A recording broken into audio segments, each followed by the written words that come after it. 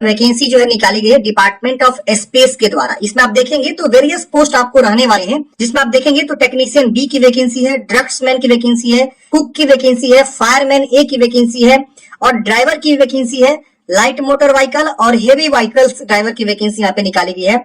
तो आप इस भर्ती के लिए फॉर्म को अप्लाई कर सकते हैं। इसके अलावा टेक्निकल असिस्टेंट की भी वैकेंसी है, असिस्टेंट की वैकेंसी है, लाइब्रेरी असिस्टेंट की वैकेंसी यहाँ पे आपको देखने को मिलेगी। तो इसके लिए फ्रेंड्स जो है आवेदन स्टार्ट कर दिए गए हैं। आप देखेंगे तो ये इसका जो है ऑनलाइन का लिंक है, जहां से आपको फॉर्म को अप्लाई करना है। 10 फरवरी से लेकर 1 मार्च तक आप फॉर्म को अप्लाई कर सकते हैं। आप किसी भी राज्य से आते हैं तो आप इस वैकेंसी के लिए फॉर्म को अप्लाई कर सकते हैं। भारत सरकार की एक बहुत ही अच्छी ऑर्गेनाइजेशन है इसरो, जो सबको ही पता है, चंद्रयान मिशन हुआ, ये सब जो है मिशन करते रहती है। तो इसी के अंतर्गत वैकेंसी यहाँ पे निकाली गई है।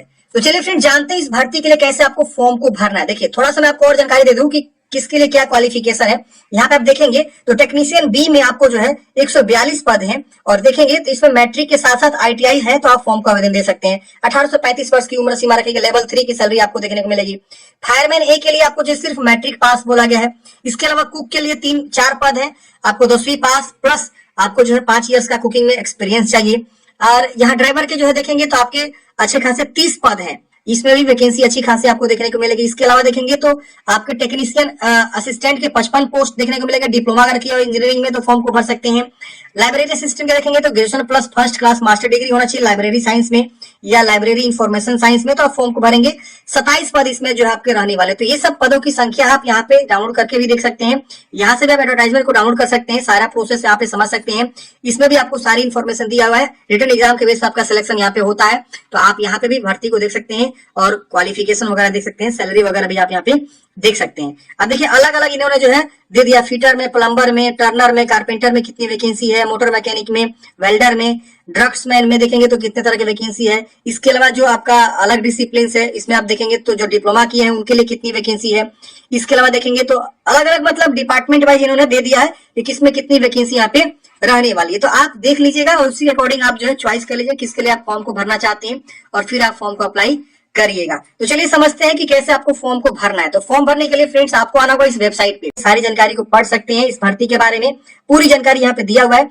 इंपोर्टेंट डेट, एप्लीकेशन फी वगैरह सब चीज यहाँ पे दिया हुआ है, आप पढ़ लीजिएगा। पढ़ने के बाद से आप नीचे आएंगे तो यहाँ पे आपको अप्लाई लिंक मिलेगा, नोटिफिकेशन का लिंक मिलेगा। अप्लाई लिंक पे क्लिक करेंगे तो आपका ये वाला पेज ओपन हो जाएगा। तो मैंने लिंक आपको डिस्क्रिप्शन बॉक्स में दे दिया, आप क्लिक करके यहाँ पे आ सकती हैं।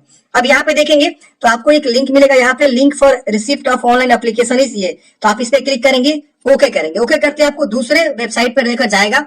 यहाँ पे आपको रजिस्टर करना है पहले और यहाँ से भी एडवर्टाइजमेंट को रीड कर सकते हैं और सारी जानकारी को पढ़ सकते हैं। तो पहले हम यहाँ पे रजिस्टर वाले ऑप्शन पे क्या करेंगे, क्लिक करेंगे। यहाँ पे आपको पहले रजिस्ट्रेशन करना होगा। जैसे हम इस पे क्लिक करेंगे इस तरह से लोडिंग लेगा। प्लीज वेट, हम थोड़ी देर वेट करेंगे। आपको यहाँ पे नीचे आना है, यहाँ आपको पोस्ट नेम चूज करना है कि आप कौन से पद के लिए फॉर्म भरना चाहते हैं। तो देख सकते हैं इतने सारे पद हैं, इसमें से जो भी पद के लिए फॉर्म भरना चाहते हैं उसका आप यहाँ पे चुनाव कर लेंगे। तो जिसके लिए आप करना चाहते हैं वो आप अपने अकॉर्डिंग यहाँ पे चुनाव कर लेंगे। जैसे हमने यहाँ पे एक चूज किया, सबका सेम प्रोसेस है, आप इसी तरह से फॉलो करेंगे जिससे मैं आपको वीडियो बता रहा हूँ। अब यहाँ पे अपना पूरा नाम लिखेंगे जिस तरह से मैट्रिक के मार्कशीट पे है, फिर मोबाइल नंबर यहाँ पे दोबारा लिखना है। दूसरा मोबाइल देना से दे दीजिए वरना से छोड़ सकते हैं, मैंडेटरी नहीं। ईमेल एड्रेस, दोबारा ईमेल एड्रेस यहाँ लिखना है। जनरेट ओटीपी पे क्लिक करना है। जनरेट ओटीपी पे क्लिक करते ही आपके जो है इस प्रकार से कैप्चा आएगा। आप कैप्चा को यहाँ भरिएगा, जिसको मैंने ऑलरेडी भर दिया है। यहाँ सबमिट करेंगे तो आपके जो है मोबाइल और ईमेल पे ओटीपी चला जाएगा। यहाँ देखिए ओटीपी आपको प्राप्त हो जाएगा। कैप्चा कोड भरते देखिए ओटीपी प्राप्त हो गया। हम क्या करेंगे, यहाँ पे ओटीपी को लिखेंगे। तो मेरे मेल आईडी पे ओटीपी आ गया होगा या मोबाइल पे भी आ गया होगा। हम चेक कर लेते हैं किस पे आया हुआ है। मेरे पास फ्रेंड्स जो है मोबाइल पे आ गया है। अगर मोबाइल पे नहीं प्राप्त होता तो आप ईमेल को जरूर चेक करिएगा, ईमेल पे भी आपको मिल जाएगा। फिर इसको वैलिडेट कर लीजिएगा। इसके बाद यहाँ एग्री करना है और इस कैप्चा कोड को भर के रीवेरीफाई पे क्लिक करना है। रीवेरीफाई पे क्लिक करते ही इस प्रकार से आपने जो भी पद चूज किया वो शो करेगा, आपका नाम, मोबाइल, ईमेल शो करेगा। आप इसे चूज कर लेंगे इस तरह से। हाँ सारा सही है। अब यहाँ सबमिट कर देंगे। सबमिट करते ही इस तरह से आएगा प्राइवेसी, आपको एग्री कर लेना है। एग्री करके जैसे आप ओके करेंगे आपका यहाँ पे रजिस्ट्रेशन जो है हो जाएगा और यहाँ पे आपको रजिस्टर नंबर मिल जाता है। आप इसे नोट कर लेंगे, क्लोज कर देंगे। अब यहाँ पे आप देखेंगे तो कॉर्नर साइड पे गो टू एप्लीकेशन का ऑप्शन मिलेगा, आप इस पे क्लिक करेंगे। आपका जो है आगे का प्रोसेस वाला जो है यहाँ पे फॉर्म अब खुल रहा है। तो हमने पहला स्टेप कंप्लीट कर लिया, रजिस्ट्रेशन हमने कर लिया है। रजिस्टर करने के बाद से आपको जो तुरंत एक यूजर आईडी पासवर्ड भी आपके मेल आईडी पे प्राप्त भी हो जाता है, आप उसे भी नोट कर लीजिएगा। अब यहाँ पे देखेंगे तो आपका जो है एप्लीकेशन नंबर और कौन से पद आपके चूज किया वो शो हो रहा है। यहाँ पे आपको जेंडर बताना है, male female. Date of birth यहाँ से आपको चुनाव करना है कि आपका डेट ऑफ बर्थ क्या है। यहाँ पहले ईयर को कंफर्म करेंगे, फिर मंथ को, फिर डेट को आपको कंफर्म कर लेना है। फिर आप इंडियन सिटीजन यहाँ चूज करेंगे। कैटेगरी बताएंगे जनरल है या ईडब्ल्यूएस है या ओबीसी एनसीएल है, या आप जो भी कैटेगरी से आते हैं वो अपना यहाँ पे एससी एसटी जो भी है चूज कर लेंगे। अब यहाँ पे आप नीचे आएंगे तो यहाँ पे आप देखेंगे तो फादर्स नेम या मदर्स नेम आपको लिखना है। इसके से नीचे आएंगे तो आपको एग्जाम सेंटर की चॉइस करनी है। एग्जाम सेंटर में देखेंगे तो आपको हर जगह एग्जाम सेंटर देखने को मिलेगा। वाराणसी, लखनऊ, कोलकाता, कोची, जयपुर, हैदराबाद, दिल्ली में भी आपको देखने को मिलेगा। इसके अलावा देखेंगे तो आई थिंक पटना नहीं है, पटना में भी आपको, पुणे और विशाखापट्टनम, हर जगह आपको, भोपाल, हर जगह आपको जो है यहाँ पे एग्जाम सेंटर देखने को मिलेंगे। तो आपको 3 प्रीफरेंस यहाँ पे दे देना है, जहां भी आप एग्जाम सेंटर अपना जो है रखना चाहते हैं अपने अकॉर्डिंग यहाँ पे जो है 3 प्रीफरेंस आपको चूज कर लेनी है। अब यहाँ पे पूछ रहा है कि आप विकलांग है तो यस करेंगे और अपने विकलांगता के बारे में बताएंगे, नहीं है तो इसे नो कर दीजिएगा, डिसेबल हो जाएगा। ये पूछ रहा है do you want to application fee to be refunded in the original payment mode, मतलब क्या कि आप अपना पेमेंट रिफंड करना चाहते हैं। Payment will be refunded in the original mode used at the time of online, मतलब यह देखिए होता क्या है, आप एग्जाम देते हैं तो ये लोग फी भी रिफंड करते हैं, तो उस तरह से ये लोग बोल रहे हैं। तो अगर आपको चाहिए रिफंड तो हाँ कर सकते हैं कि अभी जो आप फॉर्म भर रहे हैं अपने डेबिट कार्ड से, नेट बैंकिंग से या यूपीआई से, तो उसी का रिफंड कर देंगे। नहीं तो नो करके अपना अकाउंट डिटेल्स यहाँ पे दे सकते हैं कि आपको किसका रिफंड चाहिए। तो अगर आप साइबर कैफे से भरवा रहे हैं फॉर्म तो यहाँ नो करवा के और अपना अकाउंट यहाँ दीजिएगा। अगर यहाँ पे यस कर देंगे तो फिर उनके अकाउंट में पैसे चले जाएंगे जब ये फी रिफंड होगा। तो ये चीजें होती है, तो आप इसे नो करके और अपना अकाउंट यहाँ पे दे दीजिए कि किसमें आपको रिफंड करवाना है। फिर यहाँ पे एक सर्विस में तो यस करेंगे वरना नो करेंगे। अभी पूछ रहा है are you meritorious sports person, ये सब आपको बता देना है। Are you central government employ, अगर गवर्नमेंट एम्प्लॉय है यस नो बता सकते हैं। आर यू डिपार्टमेंटल कैंडिडेट्स है इसरो के तो यस करेंगे और उस बारे में बताएंगे, नहीं तो नो कर देंगे। फिर यहाँ पे 7H करना है। 7H करते ही अगले स्टेप में आपका जो है कोरस्पोंडेंस एड्रेस भरना है, यानी कम्युनिकेशन एड्रेस भरना है। फिर यहाँ पे परमानेंट एड्रेस भरना है। तो पहले आप यहाँ पे पहले ऊपर का एड्रेस को फिल करेंगे, कोरस्पोंडेंस एड्रेस यानी पत्राचार का पता यानी प्रेजेंट एड्रेस पूछ रहा है। तो जो भी आपका एड्रेस है प्रॉपर आप 2 लाइन को यूज करते हुए, देखिए लाइन 1 लाइन 2 2 लाइनों को यूज करते हुए आप अच्छे से लिखेंगे। फिर यहाँ कंट्री चूज करेंगे, फिर यहाँ स्टेट चूज करेंगे, फिर यहाँ डिस्ट्रिक्ट आएगा डिस्ट्रिक्ट चूज करेंगे, फिर यहाँ पे पोस्टल कोड यानी पिन कोड लिखेंगे। अब ये पूछ रहा है कि आपका परमानेंट एड्रेस सेम है कोरस्पोंडेंस के लिए, इसको टिक करेंगे, सेम नीचे कॉपी हो जाएगा, अलग है तो नो करके अलग अलग आप लिख सकते हैं। बहुत सारे लोगों का प्रेजेंट एड्रेस और परमानेंट एड्रेस अलग अलग होता है, तो इसलिए यहाँ पे 2 बॉक्स दिया हुआ है। अब इसे सेव कर देंगे यहाँ पे और नेक्स्ट कर देंगे। अगले स्टेप में आपको जो एजुकेशनल क्वालिफिकेशन की जानकारी भरनी है। पूछ रहा है कि क्या आपने जो है मैट्रिक जो है कंप्लीट कर लिया, आपको हाँ कर देना है। कौन से बोर्ड से आपने मैट्रिक पास किया है, जो भी आपका बोर्ड है वो अपना बोर्ड का नाम लिखेंगे। पासिंग ईयर और मंथ बताना है कि कौन से ईयर में आपने जो मैट्रिक पास किया हुआ है। फिर यहाँ पे स्कूल है इंस्टीट्यूट का नाम, तो स्कूल का नाम लिखिएगा। सब्जेक्ट का कॉम्बिनेशन क्या है, तो जो भी आपका कॉम्बिनेशन है, हिंदी है, इंग्लिश है, मैथ है, सोशल साइंस है, संस्कृत है, सारा जो है विषय का नाम लिख दीजिएगा। प्लीज सिलेक्ट द फॉलोइंग, इसमें से कोई आपको सिलेक्ट करना है, तो परसेंटेज होगा या तो सीजीपीए होगा।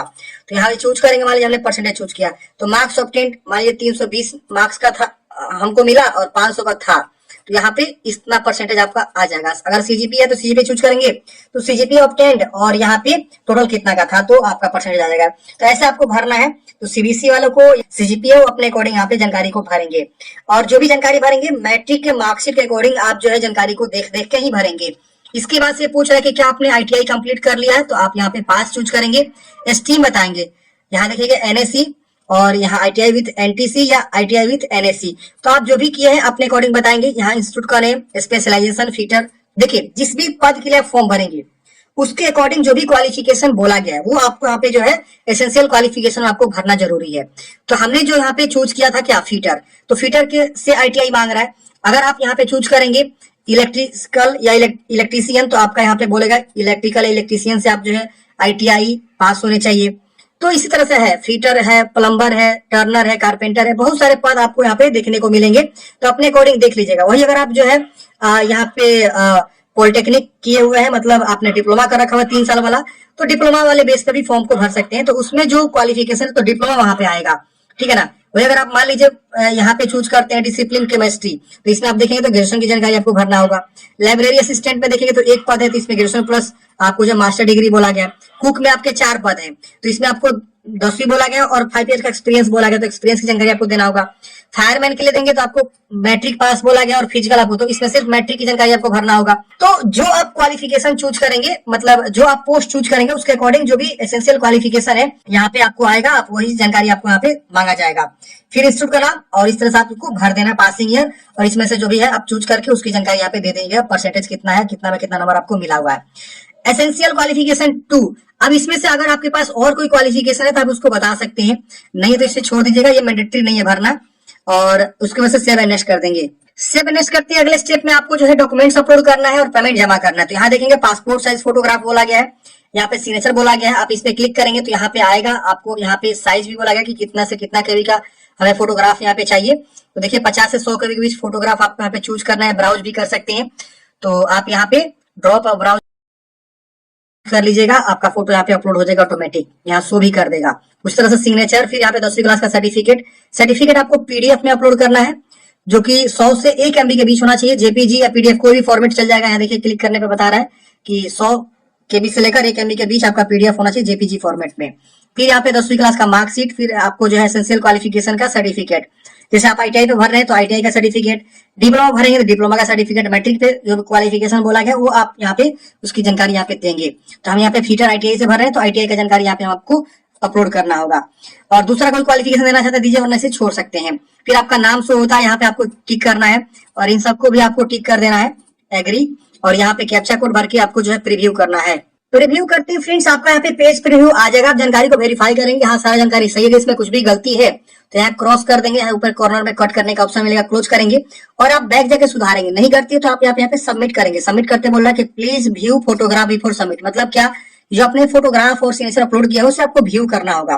तो हम क्या करेंगे, इस पे क्लिक करके और फोटो को देख लेंगे, फिर यहाँ पे सिग्नेचर को देख लेंगे। तो सबको आपको बारी बारी से जो है व्यू करना होगा, तब जाके आपका जो यहाँ पे सबमिट होगा। तो फ्रेंड्स हम यहाँ पे जो है व्यू कर लिया सभी डॉक्यूमेंट्स को। अब हम यहाँ पे आते हैं, फिर यहाँ पे सबमिट करते हैं। देखिए मेरा फॉर्म जो है सबमिट हो जाएगा, यहाँ इंस्ट्रक्शन आएगा, एग्री करेंगे, हमारा जो फॉर्म सबमिट हो जाएगा। अब हमको पेमेंट गेटवे पे लेकर आ जाएगा।